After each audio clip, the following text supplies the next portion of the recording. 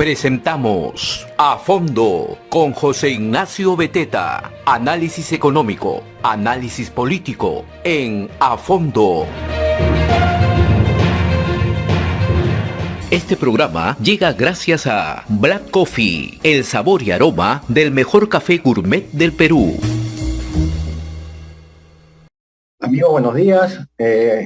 Mi nombre es Alejandro Castro y estamos en A Fondo para conversar hoy sobre el voto de confianza y la situación en la que se encuentra el gabinete que dirige Mirta Vázquez, que esta semana se presentó ante el Pleno del Congreso para solicitar precisamente la investidura de su gabinete. Lo hizo con un discurso que evitó temas controversiales, tratando de tender puentes, de enviar un mensaje de consenso, pero lamentablemente casi en paralelo el mismo presidente Pedro Castillo saboteó ese mensaje o esos intentos de su jefa de gabinete, porque desde Amazonas insistió sobre un tema que ya había generado problemas y incertidumbre y zozobra en el país. El tema de la nacionalización o estatización, que en la práctica viene a ser lo mismo, de Camisea, ¿no? Lo dijo un discurso público en una plaza ante sus seguidores y lamentablemente pues volvió a generar incertidumbre, zozobra en el país. Estamos con el congresista Jorge Montoya de Renovación Popular, con el que vamos a hablar sobre esta situación, sobre lo que se viene para el gabinete de Mirta Vázquez y sobre lo que está ocurriendo en el país. Han habido anuncios preocupantes en el sector de educación por parte del ministro. Está el tema de las facultades legislativas para materia tributaria. Son dos temas que además también vamos a conversar con el congresista. Señor Montoya, buenos días. Buenos días, Alejandro. Gracias por la invitación. Señor Montoya, lo primero, ¿cómo ve usted la situación del gabinete? ¿Es factible que logre el voto de confianza la próxima semana cuando se retome el debate que lamentablemente se suspendió por el fallecimiento de un congresista en la sesión de esta semana? ¿Cuáles son sus expectativas? Fíjese, vamos a regresar un poco atrás. En el gabinete de Bellido se censuró también a 2 ministros, no 2, a 4, a 5 ministros. Se dijo que no estaban en condiciones, no tenían la idoneidad necesaria. Y viene este nuevo gabinete con la misma falla de origen, no poniendo a personas que no tienen la idoneidad para el cargo, que es evidente, o sea, no está revocado, ni hay una persecución de por medio. La prensa lo dijo desde el primer momento, los problemas que tenían estas personas. Se hace las declaraciones públicas, las críticas dentro del control político que ejercemos para que el gobierno reaccione, pero no reacciona. Llega el gabinete a presentarse exactamente tal como fue conformado. Nosotros teníamos la esperanza de que el presidente fuera a corregir en el camino este error, que puede haber sido producido por algunos de sus asesores, no con el sistema. Es posible. El tema es que continuamos con esta situación. Ahora, esta pausa que ha habido quizás pueda permitirle al gobierno reflexionar y realmente buscar el cambio de 2 ministros cuestionados. Eso le garantizaría, estoy seguro, la confianza de casi todas las bancadas. Si de no cambiarla, nosotros la vamos a dar definitivamente. Ya lo hemos anunciado ya por adelantado. Ante esta situación, con el gabinete como está, no podemos pensar en dar confianza. Más aún, no hay una diferencia y hay una desconfianza entre la primera ministra y el presidente. Hablan cosas diferentes. Eso genera desconfianza a todos en general, porque es algo muy serio. El primer ministro tiene que estar bien sentado, bien parado en su sitio para poder seguir un canal sin necesidad de estar llamándole cada 5 minutos al presidente a ver si hizo bien o no. En una situación como esta, el gobierno está paralizado. La premier Mirta Vázquez dejó abierta la posibilidad de hacer cambios en el gabinete. Insistió en que se están evaluando. Evidentemente estamos hablando acá de 2 ministros, ¿no? que su presencia en el gabinete es insostenible. Luis Barranzuela en Interior y Carlos Gallardo en Educación. Son 2 ministros que lamentablemente pues se cambiaron rostros en el primer gabinete, que también generaba mucha inestabilidad, pero este segundo tuvo el mismo problema como usted lo mencionaba. También dijo Mirta Vázquez que es muy probable que para la próxima semana, el 4 de noviembre, cuando se retome el debate para la cuestión de confianza, es probable que no se haya llegado a una decisión de cambiar a ministros. ¿Este mensaje, entre líneas, está poniendo en riesgo el voto de confianza? Sí, está poniéndolo en riesgo, porque acá no queremos mensajes entre líneas, porque esas entre líneas a veces se van disipando y después desaparecen. Queremos resultados, los resultados directos. La esperanza del cambio de gabinete, que creíamos que iba a terminar ya este problema y dedicarnos a lo que tenemos que dedicarnos, fue equivocada. siguieron en la misma línea y se equivocaron. O sea, tenemos que ver el resultado para ver si es que han cambiado realmente de idea con relación a estos señores. Ahora, congresista, ¿qué sensación le deja a usted esta contradicción, este casi sabotaje del presidente Castillo al mensaje en el Congreso de la premier Mirta Vázquez? Hablando, mientras Mirta Vázquez planteaba o hablaba de la importancia de la inversión privada para reactivar la economía, el presidente Castillo salía y hablaba de nacionalizar o estatizar otra vez Camisea, ¿no? Volvíamos a lo mismo, este círculo vicioso de ¿usted cree que hay un intento del presidente de forzar que se le niegue la confianza a su gabinete con alguna otra intención? Esa es la lectura que le han dado algunos analistas. Fíjese, a mí me cuesta trabajo entender qué es lo que tiene el presidente en su pensamiento, porque lo que ha hecho no lo hace nadie que quiere que su gabinete sea aprobado. No, es un tema bien complejo. Daría la impresión de que ese gabinete no es de él y que quiere que ese gabinete se le quite la confianza. No, o en su defecto, su intención es justamente esa, poner un gabinete para que no le demos la confianza y vayamos poco a poco al punto donde tendríamos que perder la confianza 2 veces para cerrar el Congreso. Podría ser también esa otra estrategia de él. Pero todo eso va en contra del país. Y eso tiene que entenderlo el presidente. Va en contra de los ciudadanos a los que él dice que quiere ayudar. Va en contra de los pueblos, como lo llama él, que no tienen que comer, porque cada día que pasa nos hundimos más.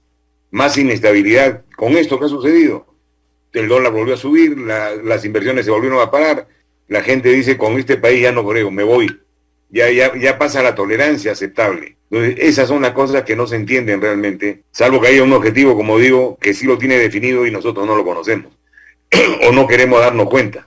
En el Congreso están conscientes de que ese puede ser un escenario. Hay bancadas que evidentemente son de oposición, tienen una idea clara de lo que podría pasar o de lo que parece estar cocinándose, y entonces es difícil si no hay un consenso en el Congreso, si no hay un consenso en ese sentido, ¿cuáles son los riesgos? Es complicado ahorita tener idea de qué es lo que podría pasar la próxima semana o qué es lo que están buscando. Es un tema bien complejo el que ha mencionado usted, tiene razón.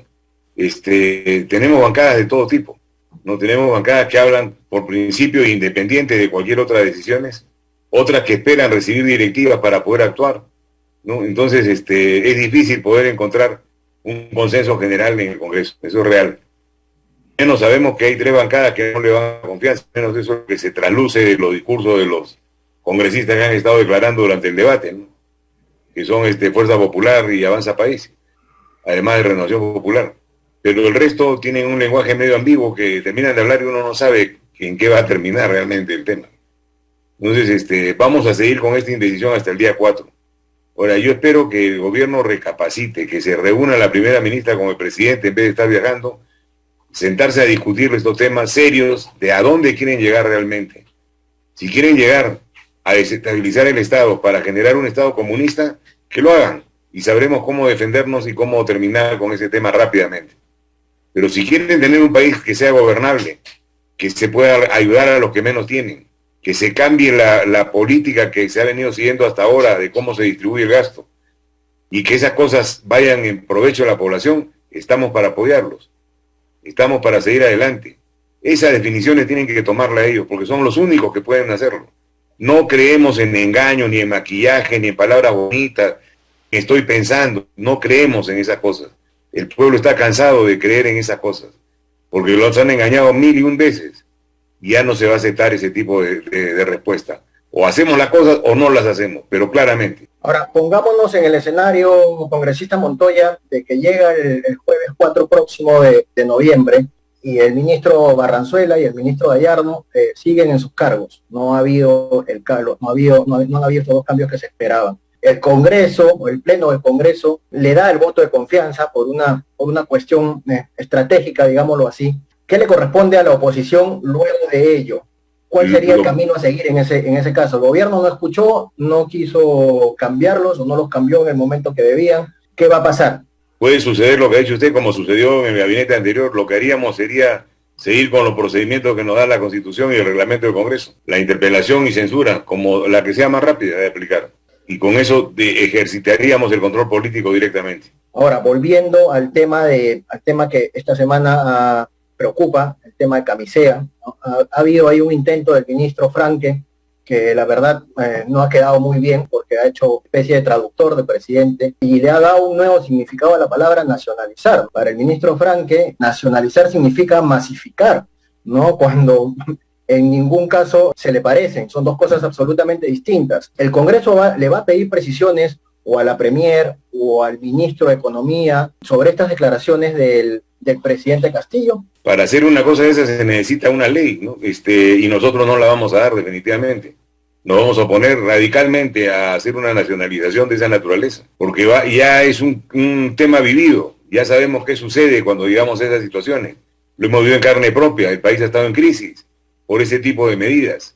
Entonces no podemos regresar 30 años atrás, 40 años atrás, sería una locura.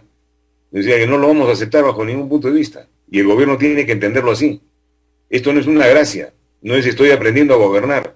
Ya hay mucha experiencia acumulada para no cometer los mismos errores y para seguir creciendo y no ir en sentido inverso. Otro tema congresista preocupante. Ayer uno de los ministros cuestionados, Carlos Gallardo, titular de Educación, anunció en conferencia básicamente lo que ya se temía, ¿no? Que se van a tumbar la ley de carrera pública magisterial. Ha dicho que van a nombrar o nombraría a maestros que no pasaron la evaluación docente.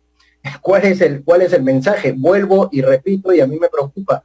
Pareciera que están autosaboteándose, que están buscando a la Prepo que no se les dé la confianza a este gabinete. ¿Cuál es su lectura en el caso específico del tema de educación, que es muy sensible? En el tema de educación es un tema muy complejo, que abarca muchas aristas, y es difícil poder decirlo en pocos minutos, pero le voy a dar más o menos una idea. La forma de evaluar a los maestros es la que está en cuestión, no la evaluación en sí. Entonces, de repente, por tratar de arreglar un asunto, lo están malogrando. Lo que hay que ver es de qué forma se debe evaluar a un maestro. Los maestros exigen que sean evaluados en su función, o sea, que sean evaluados dando clases, no tomándoles un examen. Y en ese sentido yo estoy de acuerdo también. Porque no se puede llevar a la teoría lo que en la práctica se hace todos los días. Si yo quiero ver cómo un maestro funciona, opera, tengo que verlo en el trabajo. No lo voy a ver sentado en una carpeta dándole un examen a un funcionario que de repente nunca enseñó, ¿no? Y que simplemente era un administrativo de educación. Entonces, eso yo estoy de acuerdo con los maestros en que hay que corregirlo, pero no anularlo. Exacto, eso es cierto. O sea, se puede mejorar el sistema de evaluación, es correcto. El riesgo es en que se anule, ¿no? El riesgo es que se elimine la evaluación. Y daría la impresión de que van por ese lado, porque el gremio el sindicato al cual pertenece el ministro, que es el mismo del presidente Castillo, el PENATE, se opone a cualquier tipo de evaluación docente, ¿no? Pero llevada a cabo como está escrita. Yo he hablado con los maestros, he recibido a maestros y he escuchado y he entendido su problemática. Y la verdad que estoy de acuerdo con ellos. O sea, a un profesional con 20 años de servicio que da clases de hace 20 años no lo vas a evaluar en una carpeta, ¿no? Uno lo evalúa dando clases. Que vayan y evalúen dando clases. Ahí sabrán si realmente está empleando las técnicas adecuadas, actualizado su profesión, ese tipo de cosas. Y ahí entra en paralelo la capacitación, que es obligación del Estado dársela o permitir que la puedan obtener, ¿no? Entonces, tenemos que cuidar a los maestros, tenemos que mejorarlos, tenemos que levantarles un nivel, porque ahí está el futuro del país. De acuerdo. Vamos a otro tema, congresista Montoya. Ya se presentó ayer el proyecto del Ejecutivo en el que le solicita al Congreso facultades legislativas en materia económica, tributaria. En materia tributaria quizá está el tema más sensible, porque hay que evaluar bien qué es lo que están pidiendo exactamente, qué es lo que pretenden y si es el momento o no, porque estamos en una situación compleja. ¿Cuál es no sé si han podido ya revisar el proyecto? Yo sé que recién se presentó ayer, pero hay una idea que el gobierno más o menos ha expuesto, en el sentido de que lo que buscan es recaudar más, ¿no? Para financiar el gasto público en sectores como educación y salud, ¿no? Que han sido severamente golpeados. La intención parece buena, pero hay que ver la forma y qué es lo que proponen. Se le debería dar al Ejecutivo facultades en materia legislativa, dadas las circunstancias actuales en la que hay un gobierno que no genera confianza, que tiene mensajes contradictorios y que no se sabe bien hacia dónde va, en esas circunstancias es factible darle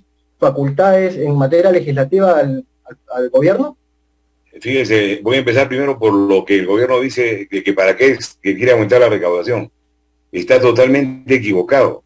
La recaudación no va a solucionar el problema de desconfianza generado por la Asamblea Constituyente y las medidas erráticas del gobierno.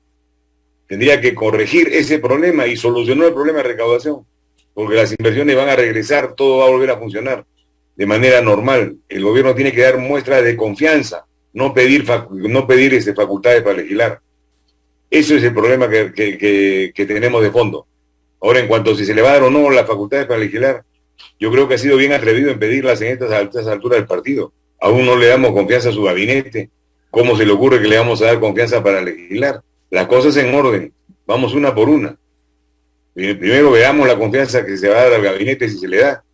Y luego de eso veremos el segundo paso. Pero hasta el momento me parece una petición fuera de lugar y de tiempo. De acuerdo. Igual hay expertos que sostienen que una reforma tributaria, por ser tan sensible y por todo lo que implica, debería pasar y debatirse en el Congreso, ¿no? Como corresponde, escuchando a los diversos sectores involucrados en el tema, ¿no? En lugar de que sea solo el Ejecutivo el que legisle, más aún cuando el gobierno ha dado señales de que no tiene muchas intenciones de coordinar propuestas con el sector privado, ¿no? Más allá del discurso, me refiero a hechos concretos, ¿no? Entonces, pareciera que lo más sensato en estas circunstancias, y dado lo delicado del tema de una reforma tributaria, es que pase por el Congreso. Esa podría ser una salida saludable a este tema. Sí, definitivamente el Congreso es el que tiene que ver esos asuntos. O sea, ya no vamos a dar confianzas abiertas como se ha venido dando antes, donde nadie rinde cuentas y hace lo que le da la gana, y se convierten en filtros para poder sacar dinero mucho más rápido, para uso sabe Dios de qué. Entonces, en ese sentido sí, estamos de acuerdo, eso debe ir al Congreso. En el momento que se ha dado el pedido es el peor momento, desde mi punto de vista. Entonces, todas esas cosas tenemos que regularlas bien, no podemos seguir a la deriva. ¿No? El gobierno está dando sensaciones de no saber qué hacer. Por ejemplo, lo que menciona el no acercarse al sector privado. En la segunda reforma agraria ha dejado de lado a gran parte de lo que tienen que ver con la agricultura en el país, que son privados, son agricultores. Los ha dejado de lado, no los reconoce, ni siquiera los menciona. Y esa gente está indignada. Y es el 80% de lo que es el campo agrario. Entonces el gobierno está equivocado totalmente, la ideología lo ciega, no sabe qué hace. Hay una incapacidad de gobierno absoluta al costado de la ideología. Sumamos las dos cosas y nos vamos a ir al fracaso total. Tenemos que ponerle un alto a este asunto y el presidente tiene que recapacitar en estas cosas. ¿Encuentra diferencias sustanciales entre el gabinete de Guido Bellido y el de Mirta Vázquez en forma y fondo, me refiero? Solamente que Guido Bellido es hombre y la nueva primera es mujer. Eso es todo lo que ha cambiado. El resto sí igual. ¿Cuál es su evaluación, congresista, de los primeros 100 días estamos cerca o a puertas de los 100 días de gobierno? ¿Cuál es su evaluación? ¿Cuál ha sido el principal problema? ¿Qué puede pasar en adelante? Se lo voy a dividir en dos, ¿no? El Ejecutivo y el Legislativo. Empiezo por el Ejecutivo. El Ejecutivo ha estado perdido en entender cómo se gobierna. No ha puesto a gente adecuada en los ministerios, ni en los niveles intermedios ni altos. Entonces se ha encontrado paralizado porque no ha sabido qué hacer. No ha sabido afrontar los problemas que se le han venido presentando. O que ha encontrado en el camino y que son serios para la marcha del país. La Bamba, por ejemplo. La Bamba es un tema muy serio. No le da la más mínima atención. Cajamarca está paralizado en inversiones mineras. El corredor minero del sur igual. O sea, hay una ineficacia absoluta en sus ministros. Quiere decir que están mal nombrados. Debe cambiarlos por gente experta en la materia en cada sector. No hablo de colores políticos. Acá no hay colores políticos. Acá hay técnicos que tienen que actuar. Y el gobierno debe darse cuenta, porque todo lo que habló en su discurso que quiere ayudar al pueblo, lo está mandando al tacho. No está ayudando a nadie. Los está llevando al fracaso realmente. Ese es el resultado de los primeros 100 días del Ejecutivo. No puede mostrar ningún éxito, ni una acción bien hecha, ni siquiera la segunda reforma agraria. porque es más críticas las que le van a caer encima. Ni siquiera la solución de salud. Seguimos con los problemas en salud. No se ha hecho cerco epidemiológico. Seguimos con la vacuna, que eso está muy bien, pero no se ha complementado con otras medidas para aislar el virus. Y si educación debería estar en emergencia. El presidente dice que el Congreso declara educación en emergencia. Está en emergencia porque tiene ministros ineptos que han pasado por ahí. Los colegios están destrozados, no les han dado un centavo durante toda la pandemia para mantenimiento. El personal de servicio se ha muerto o ha renunciado o lo han despedido. Los mismos profesores son los que están barriendo las aulas ahora para mantener los colegios más o menos presentables. Ahí tiene que meter la mano fuerte en educación, poner a alguien que conozca el tema, que tenga capacidad de gestión. No necesitamos a un educador, necesitamos a un gerente que gestione la recuperación de los locales escolares. Y luego iremos al siguiente punto. En cuanto al Congreso, el Congreso nos hemos pasado estos días aprendiendo la labor legislativa. El 90% somos nuevos en el Congreso. O sea, la no reelección de los congresistas afecta el desarrollo y el desempeño del Congreso, porque no hay gente con experiencia que permita empujar más rápido para poder salir de las trampas burocráticas que tiene este sistema. O sea, en estos 100 días hemos aprendido la labor legislativa. Nos estamos conociendo porque no nos conocíamos. Y es importante el conocimiento en el legislativo, porque las relaciones son uno a uno. Tenemos que saber cómo piensa nuestro vecino, cómo se llama, saber su nombre, ¿no? Conocerle la cara, reconocerlo en la calle. Eso es lo que estamos haciendo en estos días. Hemos avanzado con la labor legislativa, que es bastante voluminosa. No se ha hecho público, porque estamos entretenidos con el control político. Pero sí hemos trabajado en gobernabilidad y hemos trabajado en solucionar los problemas más críticos del país. Tenemos proyectos de ley en camino, otros que ya han salido en beneficio de la población. O sea, yo veo un balance positivo para el legislativo y un balance negativo para el ejecutivo, claramente diferenciado, con un total manejo de comunicación del ejecutivo equivocado hacia la prensa, porque no da información, cree que la prensa está manejada para privilegiar a ciertos sectores, en vez de dar la información, sentarse y reunirse con ellos y abrir el esquema. Y el Congreso, por su parte, una mala labor de comunicación en no decir qué cosas estamos haciendo, porque la verdad que no lo hemos dicho. Estamos atentos a responder las preguntas que nos hacen, pero no nos preocupamos de demostrar qué cosas estamos haciendo nosotros. Ese es más o menos un resumen del balance. En el caso del Congreso, pues se cometieron errores que ya se habían visto al principio, no sé, esa es mi impresión, que se habían visto ya en otros congresos, ¿no? Que son más de forma que de fondo. El tema de los gastos de instalación, ¿no? Abrió un flanco, gasto de instalación para los congresistas de Lima, abrió un flanco quizá innecesario, ¿no? Ya se había visto, ya había pasado antes con otros congresos, el mismo tema, el mismo problema, y bueno, sigue sin darse una solución a ello, que podría tranquilamente acabarse con alguna modificación del reglamento interno del Congreso. Eso es cambiarle el nombre. Exacto. Es cambiarle el nombre nada más. Nosotros somos el parlamento que gana menos en toda la región, para información de las personas que escuchan su programa. El parlamento que gana menos en toda la región. Y el gasto de instalación le pusieron ese nombre hace mucho tiempo, pero no es ese nombre realmente el tema. La adaptación a la vida legislativa conlleva gastos. Yo pedí que me lo asignen, conlleva gastos adicionales que uno no tiene para cubrirlos. Es otro tipo de vida que se lleva en el legislativo, diferente totalmente. Se pierde la libertad total. Entramos 7 de la mañana, salimos 12 de la noche. Trabajamos todo el día, las 24 horas del día. Y a la vez hacemos labor social. Ahora, es posible, vamos terminando ya, congresista, lamentablemente se nos acabó el tiempo, pero ha sido una conversación muy, muy fructífera. Le agradezco su tiempo, le agradezco haber compartido con nosotros sus opiniones, y bueno, simplemente queda esperar a ver qué pasa de acá al jueves 4 de noviembre, en donde se reinicia el debate. Nada, es solo agradecerle y esperar que por el bien del Perú se empiece a corregir el rumbo, ¿no? Muchas gracias por la invitación. Un saludo a todos sus oyentes.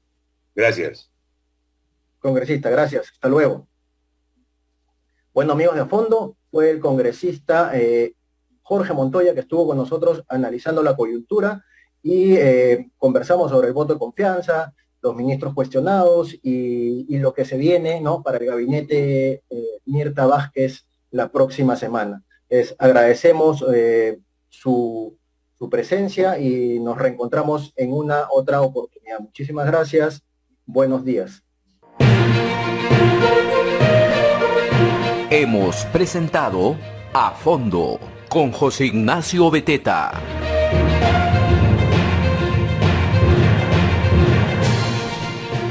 Este programa llega gracias a Black Coffee, el sabor y aroma del mejor café gourmet del Perú.